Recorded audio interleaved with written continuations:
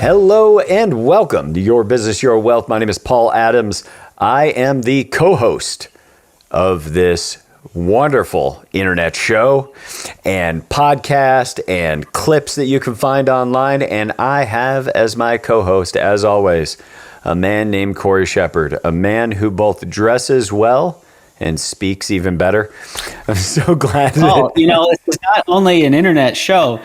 We've got to remind people we have several episodes in flipbook format that they can buy at their local Walden Books.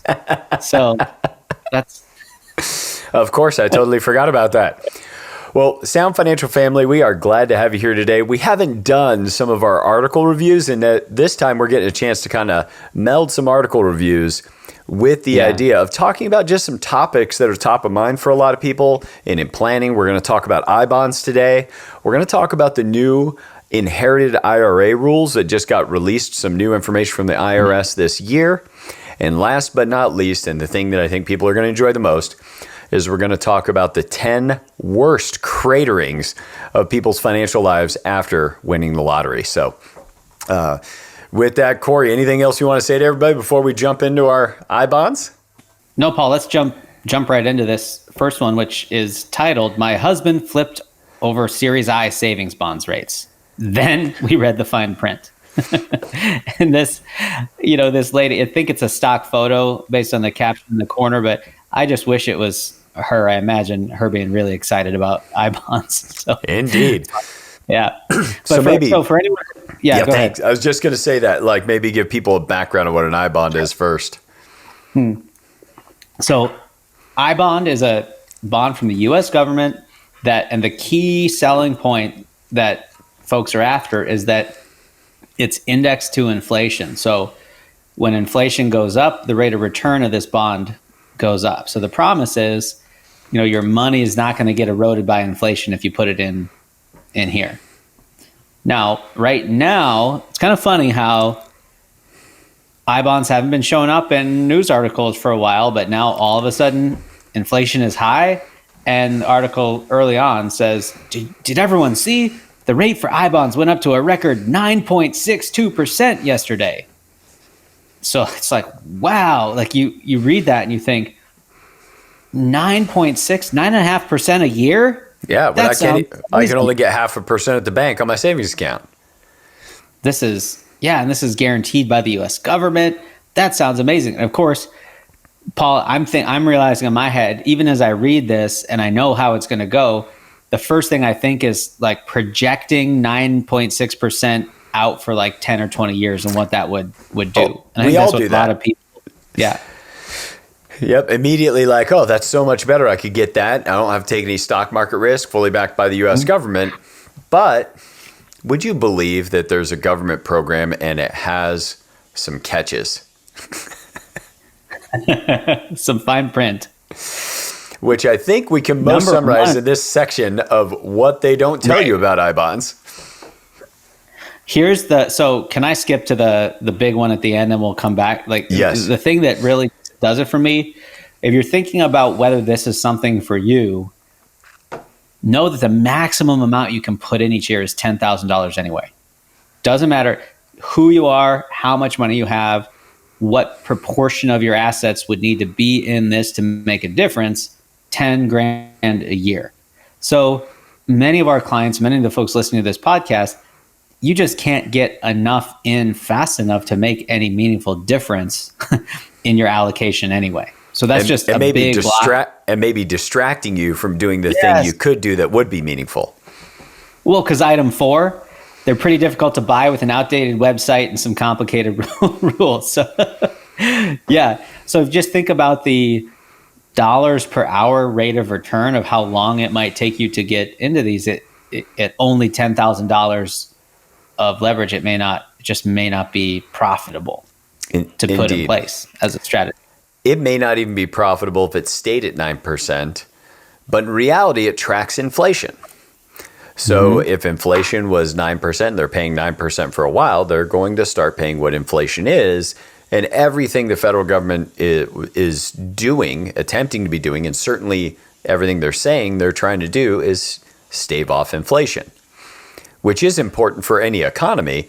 So we're almost making a bet of bad monetary policy for the I bonds to work out. And by the way, is it what measure of inflation? Is it CPI that they're using to track this? I forget. Yeah. Yeah. So the consumer price index. Now, Paul, can I put on my black hat, like helicopter conspiracy theorist for a moment? I love it. Love it. So if you wanted to go down a deep rabbit hole of conspiracy, you could say, okay, the US government creates this consumer price index, CPI, that's a market basket of certain goods that they use to measure inflation. It's not everything we could possibly buy. It's not all the expenses in our life. But that CPI number, whatever it says, impacts how much they have to raise Social Security, how much they have to raise in military pensions and military salaries, how much they have to pay in this I bond. Every retired government employee's pension is indexed to this, and some of their wages while working. It's a big number that the federal government has a huge incentive keeping CPI low and selecting a basket of goods that keeps it lower than we might experience. And so just that set of incentives means, well, one of two things is going to happen. Either one, the government, the Federal Reserve, they're going to pull all the stops that they can to lower the measure of inflation that they use to not have to pay as much out in this. Or let's say they can't, and we're all getting 9% a year on these bonds, and everybody in the country starts buying them. Aren't taxes going to have to go up somewhere to pay for? It might have something to do with that $10,000 each person limit. Right. That's the government maximizing the impact that would make. But speaking of interest rates changing, this is kind of fun how we're going back up the list in reverse. It's creating this good narrative. So interest rates change every 6 months, and you get whatever rate that next period, and you can't take the money out. You can't take the money out for the first year. So you're going in knowing you got at least 1 6-month change that you can't do anything about if you don't like it. And if you pull them out before 5-year mark, you lose the last 3 months of interest anyway. So you're either losing not much interest because it wasn't a great rate of return and you're taking it out, in which case you lose, or you're losing, like you need to take it out and you're losing 3 months of really good interest, in which case you're below the rate of return. So, and that speaks to point two. Anytime before 5 years, you lose 3 months worth of interest, and then you hit the 1 year, it's locked up. And so you can buy $10,000 for you, $10,000 for your spouse, $10,000 in effectively a UTMA type structure for all the kids. Each one, though, needs its own separate website login. The purchases need to happen separately. And as she mentions in the article, and you guys can read this article on your own, always linked in the show notes, but it's just a lot of work. So if you got a situation where, like many of our clients, you have $300,000 a year of income and you want to replace that by age 65, well, that's $7.5 million. Well, even if you have 15 years till retirement and you max this out every year, it's just about enough money to probably be a pain to take out, as opposed to being a significant contributor to any financial strategy you would have. So, anything else you'd throw out there on this one, Corey? No. It's a fun one to, anytime folks are all of a sudden really excited, I like to just take a deep breath and look around. Yeah. Yep. Yeah. Well said. So let's jump on to this article. 2. Yes, that they took a very nice picture of the woman who is the subject of the article, and I think they're going to reuse it later as an advertisement for Ring Doorbell, because looks like she's as much featured by her front door as she is featuring the Ring Doorbell. I'm covetous of that front door. I really like that front door a lot. Do you know how easy it would be to move a couch into that house? Oh my gosh. A breeze. So speaking of which, here's what changed on IRAs. We used to have a rule with IRAs where what you could do is If you inherited an IRA, you could do something called the Stretch IRA, which meant that you took out little tiny payments over your lifetime, letting you continue to defer out across your lifetime if you inherited an IRA. All these required very small distributions, but a lot of the money could continue to grow tax deferred. Now, that rule changed a few years ago to say that it can just be a 10-year payout. Now, they changed that rule, but then has to be out in 10 years, yes. Right. And the first set of rules that came down from the IRS kind of explaining that, and this was kind of amidst COVID, et cetera, so there was some miscommunications going on, was basically it just needs to be taken out by the end of 10 years. Now, the new guidance that was released from the IRS this year says that if you have required minimum distributions being taken, so that starts at age 72, it was 70 and a half a couple of years ago, but it recently moved to age 72 in 2020. And it was part of the COVID CARES Act legislation. That new rule said it all needs to be out by 10 years. The new one that came out said if the required minimum distributions were starting to be taken before you inherited it, you now have to take required distributions annually across the 10 years so that you can't just take it all out at the end of 10 years. You actually have to spread it across those 10 years. And Corey, share maybe a little bit about that easy rubric you came up with that would allow you to meet all the conditions. Well, and why this is important is if like the more compressed the amount of time is that you have to empty that account, the more likely that you're filling up the tax bracket that you're in and spilling over into the next one and paying a higher percentage of tax on some of that money and more of that money. So here's the article says that it's so complicated. Well, it's not really more complicated than it was before. There's just the person who hits 72 and starts taking money out, they had to look at what their life expectancy is on the IRS table, which is the same for everyone. You don't have to, it's not individually underwritten. It's not different for men and women. It's just one table based on your age. And you basically divide by that number to see how much you have to take out. Now, if the spigot's already on, when the person dies, I mean, they're already forced to take that out, then the person who inherits it has to do that with their own age. And so, yes, each year it's a different number. It's a changing calculation. You have to think about what the balance was at the end of the final year, or the previous year. But here, if you really don't want to take it all out the first year, which most people shouldn't, because that would really trigger a lot higher tax, just, it's a 10-year period that they're going to have to do this. I don't know, probably divide by 8 and take out that much each year, and you're going to be more than that minimum, and you'll be fine. Well, now we could double check that math with your accountant and all that, but it doesn't have to be that complicated. It could be more perfect. You could ride the line, but again, like we talked about in the last segment, the dollars per hour rate of return of your efforts is a calculation that you can do. And yeah, you might pay a little bit more tax, but if you're just done and over with it and on with your life, that can be worth it too. Yeah, well, and the thing I think that's most damaging about this regulation and these new set of rules is now if you have a parent that dies and say they're in their late 70s, early 80s, you're probably still in your working years. And so now you have to take these distributions on top of your income. And if you're in your 50s and 60s, hopefully you're at the highest you're going to earn income at. And so it's really creating a pretty big obligation compared to just get it out in 10 years. Because if you say inherited at 57, you're going to retire at 64. Well, then you could defer out all the distributions until you knew you were no longer taking your regular earned income. Right.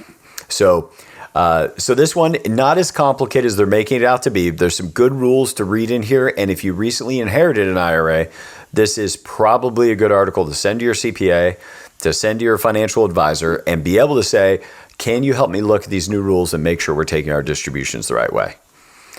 And as always, and if you have a question, go ahead. Yeah, if you have a question on your own, you don't have an advisor that you're working with, info@sfgway.com. Send us a question.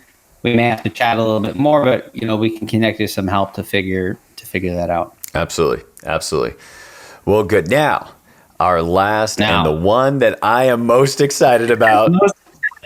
Paul, I'll let you introduce this one. Oh, man, this is going to be good. I want you guys to be prepared. If you're easily triggered, and I'm not joking, let's say you like me.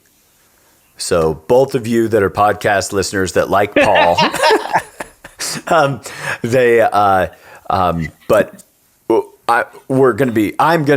Corey probably won't. I will be making direct fun at the misfortune and misguided acts of others. I'm going to be laughing terribly hard at these poor individuals whose lives are now ruined by an injection of capital. And Corey, I want to apologize for him. Compassionate voice, and anyway, so let's. 10 times hitting the lottery jackpot ended in disaster.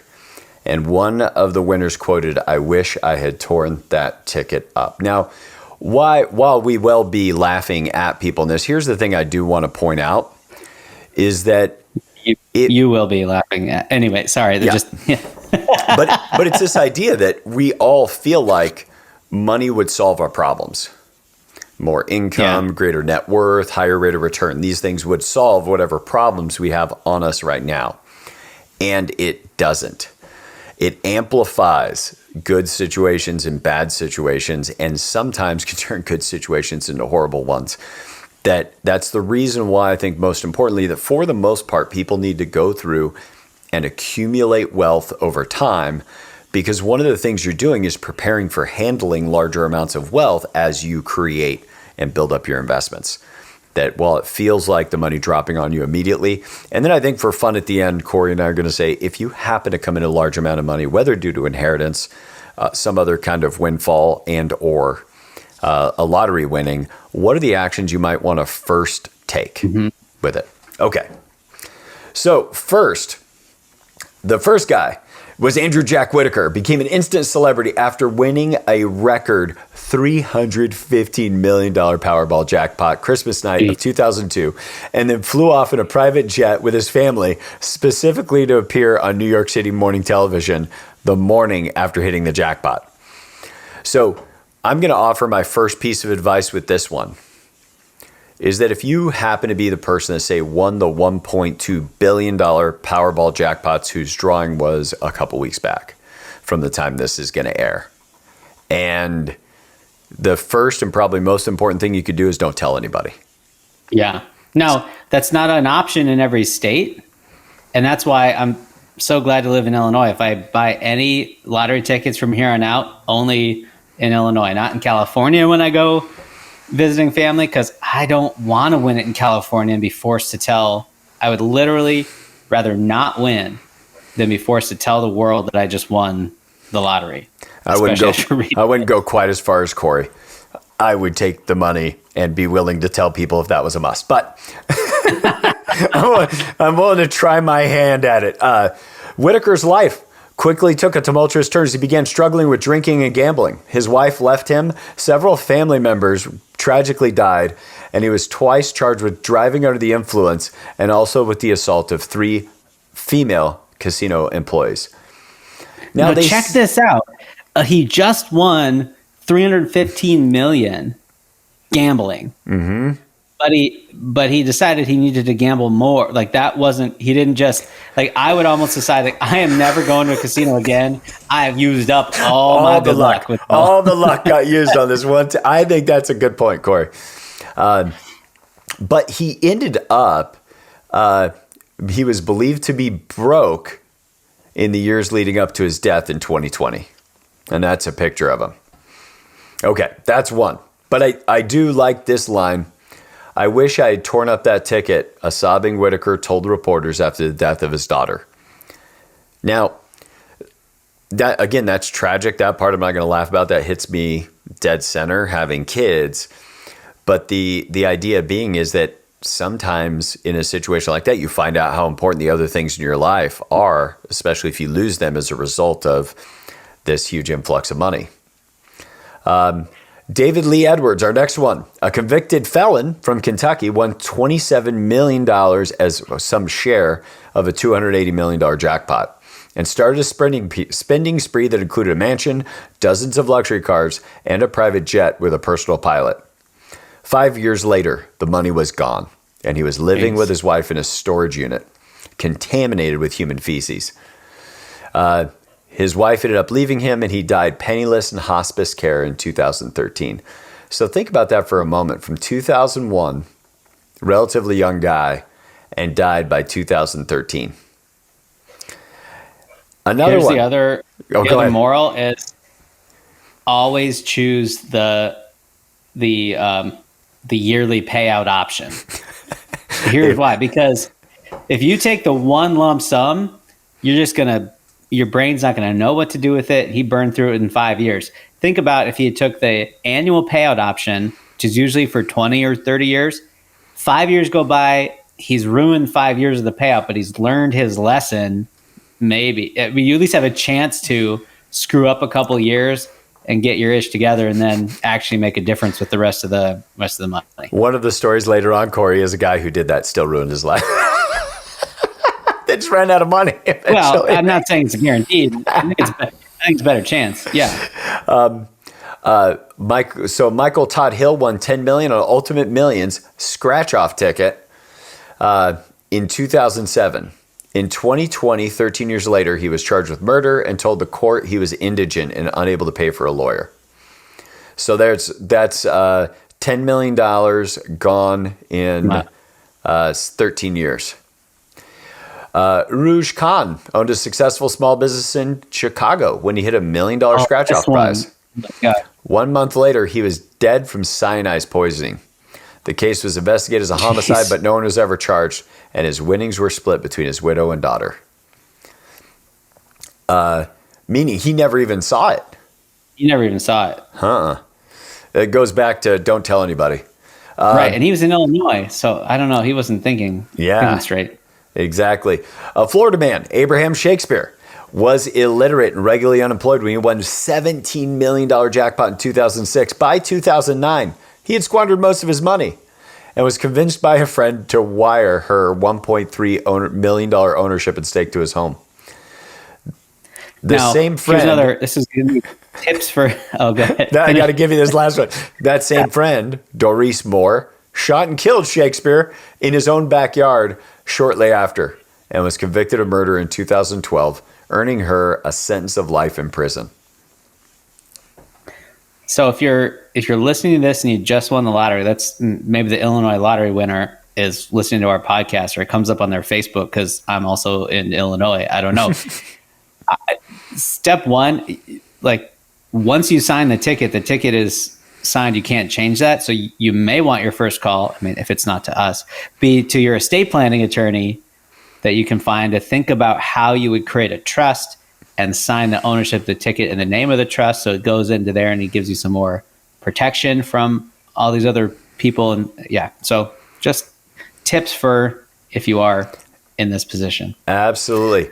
Mac Metcalf and his estranged wife shared a $34 million jackpot. Now, number one, this is why maybe I'm not a fan of divorce, everybody, but maybe before playing the lottery, you should clean up. And just be like, you've been separated for 15 years and never got around to doing the paperwork. Might be a good idea to finish the paperwork before you win the lottery. And quickly got to work spending the fortune on drugs, a mansion, and exotic pets. I don't know what kind of exotic pets, but I'm picturing tigers. A llama or an emu. No, that's not an exotic animal. Like a python, a tiger. That's from Bare Naked Ladies, If I Had $1 Million, which they're basically thinking about. Like maybe a llama or an emu. Yeah. 3 years later, the couple were dead after Metcalf died from complications of alcoholism, and Meredith from a suspected drug overdose. And then our next one, Janito Lee, a South Korean immigrant working at an Illinois wig shop. Boy, there's a bunch of Illinois people in here. $18 million jackpot. But quickly ran dry after she donated large sums of money to educational, political, and social causes. So that might be another lesson. don't give away a bunch of money until you know you have enough money to just care for your family's concerns. Yours and your immediate family. We have to do all 10? We getting the point? Like No. We're almost there. We're well on our way. 8 years later, she filed for bankruptcy and had $700 in her bank account while facing $2.5 million of debt. And this is a repeating theme. People getting in more debt than what they won in some cases. Yeah. Yes. Alex and Rhoda Toff had $24 to their name when they cashed in on a $13 million Florida lottery jackpot. The couple took their money in payments in the ominous amount of $666,666. Well, no. It's still obviously, 2010. in that case, you don't pick that number. Come on, guys. So they went through a bunch of family squabbles, were convicted by the IRS, which led to a bankruptcy because they filed false tax returns. Sometimes I wish we could give it back. And he was facing federal charges, died at the age of 60. Couple more. We're almost there, guys. Evelyn Adams got a $2 million prize in New Jersey in the mid-'80s. A multi-million dollar, $5.4 million. Any relation? Relation? Nope. Oh, okay. Nope. Don't have any kin in New Jersey. As you can tell, kin means all my relatives are from like Missouri, Oklahoma, Wyoming, Nebraska. By 2012, she's spent all her winnings and living in a trailer. Now you just think about what the market returns have been from the late 80s all the way up through. If you just had a diversified portfolio, she never would have wanted for money. And then William Budd was broke in 1988 when he won $16 million and started a spending spree. So tip number 4, no spending sprees. Like you should sit on this money for like a year and only take income to just let it settle in. 1 year later, he was broke again and $1 million in debt. Like this guy got after it. That's just hard to find enough time in the day to figure out where to throw the money with that much money. It was $16 million. I like the plane. Brewster's Millions? Yeah. It's like these people were competing with Richard Pryor and Brewster's Millions. Right. That's great movie reference, Paul. I'm proud of you. So this is the last one, this post. This guy was living off disability payments when he died in 2006 at the age of 66, leaving behind his 7th wife and 9 children.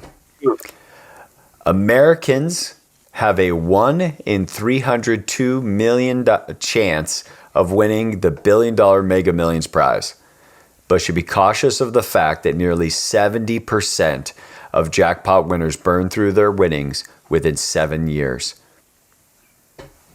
That is like, yes, we've talked about some specific instances, but money is dangerous.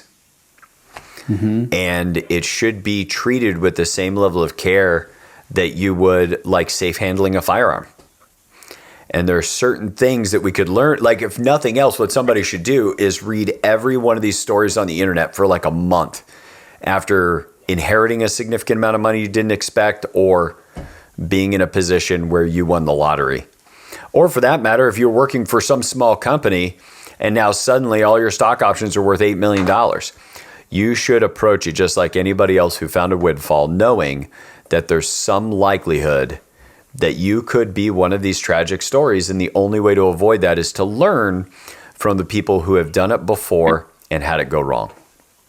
You know, Paul, I don't know if I've ever told you this, like 3 or 4 times a year, every few months, I buy a scratch ticket. Mm-hmm. But you know, like $1 million maximum prize winner, which has a smaller payout, but better odds, I guess, of winning than the Mega Millions here. But what I do is I just carry it around in my pocket for a couple of days, or leave it in my closet. And I just kind of throughout the couple of days, just think about like, okay, if this is the winning ticket, that $1 million prize, what would I do differently in my life? How would I handle that plan? What would I go after? But then I always get to a spot where I realize like, oh, there's lots of ways I can be moving towards those things right now. Mm-hmm. Without winning the lottery. And so that's like, I play this game that starts with a little daydream, but then always comes back to like, oh, here are the things I want most, and here's how I can actually get a little bit closer. Yes. So it's a fun way to, if you feel like playing around with the lottery, like my math teacher used to call lotteries a tax on people who aren't good at math, which it really is. But there are some ways that you could use it to your advantage in coming up with your own plans in life. But you don't even have to buy a lottery ticket to do that. You could just pretend that you had just bought the lottery ticket. That's right. And if I won $1 million tomorrow, what would I do? Well, and I think the other fun conversation my wife and I have is really if you had this, what would feel like a limitless amount of money, 1.2 billion for that prize, what would we really change in our life? Like, what is the thing we're lacking right now that if we hit that big, it'd be like, oh, that's the thing that I really need. And that comes from that practicing and cultivating contentment. In our last episode, we talked about your satisfaction in life is your haves divided by your wants. And we just kind of realized, like this morning we were talking about on the way back from the gym, knowing that we'd probably talk about this article. And, my wife and I came up with a list of things we might do. One is getting an actual bus for our RV, and that's a several $100,000 expense, and some additional kind of crazy remodel stuff we would do on the house that would just be a total luxury to do these remodels. That's it. That was the only two things we could come up with that are outside the scope. Oh, and a tractor. I want like one with a bucket and a backhoe on it. That's mine. John Deere, International Harvester. What I think green. I could do Kubota. I could get by with a Kubota. Okay. but that's it. And that's kind of a fun conversation to have with your family. Like, what are the things that we really don't have right now that we would really want that would enhance our life and wouldn't be another thing to maintain? Like I think about getting a yacht would be like, oh, I'd have to pay people to maintain it. I have to fuel it. I have to insure it. I'd have to go visit it. And life's just a lot easier without some of those complications. And that makes a lot happier life. And sometimes sitting down with this idea of having an unlimited budget ahead of time when you don't have it yet, like what would really enhance my life is a great exercise to be in. So some quick tips. If you do win the lottery, 1, call us immediately. Second, but in all seriousness, you would want to retain an attorney almost immediately if you'd win more than $1 million prize. Second, don't tell anybody. Even if disclosures are going to require it in your state and some people will pursue you, the average everyday person in your life right now doesn't need to know.